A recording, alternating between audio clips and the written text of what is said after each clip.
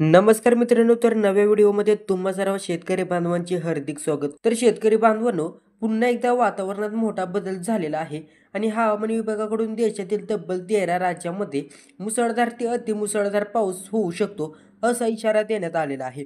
तर मित्रांनो, हवामान विभागाने राज्यातील 13 राज्यात अतिमुसळधार पावसाचा इशारा हा देण्यात आलेला आहे. बंगालच्या उपसागरात चक्रीवादळ निर्माण झालं असून या चक्रीवादळामुळे पुन्हा एकदा देशात जोरदार पाऊस होण्याची शक्यता आहे.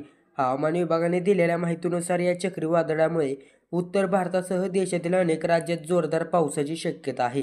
यासोबतच अनेक राज्यांमध्ये वादळी वाऱ्यासह जोरदार विजा आणि मेघगर्जनेची देखील शक्यता आहे, असं या एमडीने म्हटलं.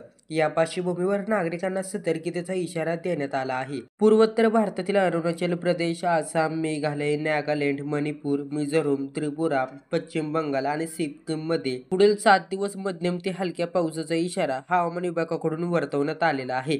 बिहार, झारखंड आणि पश्चिम बंगालच्या अनेक जिल्ह्यात पुढील 2 दिवस अतिमुसळधार पावसासह वादळी वाऱ्याचा इशारा देण्यात आलेला आहे.